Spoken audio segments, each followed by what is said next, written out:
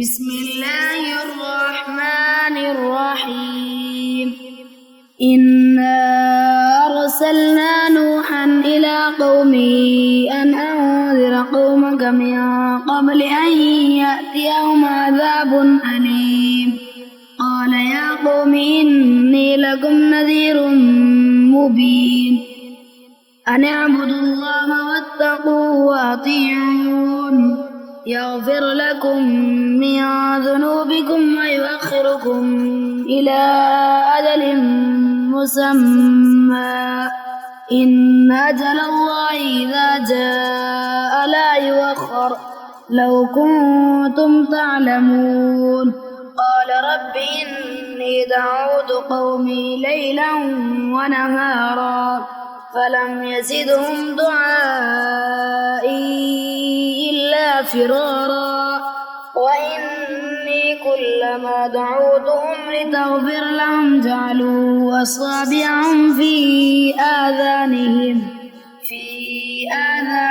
واستغشوا ثيابهم وأصروا واستكبروا استكبارا ثم إني دعوتهم جهارا ثم إني أعلنت لهم وأسررت لهم إسرارا فقلت استغفروا ربكم إنه كان غفارا يرسل السماء عليكم مدرارا ويمددكم بأموال وبنين ويجعل لكم جنات ويجعل لكم أنهارا ما لكم لا ترجون لله وقارا وقد خلقكم أطوارا ألم تروا كيف خلق الله 7 سماوات طباقا وجعل القمر فيهن نورا وجعل الشمس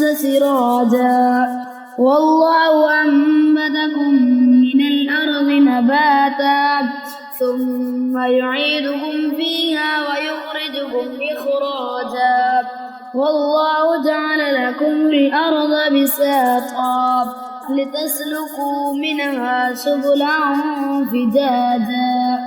قال نوح رب إنهم عصوني واتبعوا من لم يزده ماله وولده إلا خسارا ومكروا مكرا كبارا وقالوا لا تذرن آلهتكم ولا تذرن ودا ولا سواعا ولا يغوث ويعوق ونسرا وقد أضلوا كثيرا ولا تزد الظالمين إلا ضلالا مما خطيئاتهم مغرقوا فادخلوا نارا فلم يجدوا لهم من دون الله أنصارا. وقال نوح رب لا تذر على الأرض من الكافرين ديارا إنك إن تذرهم يضلوا عبادك ولا يلدوا إلا فاجرا كفارا.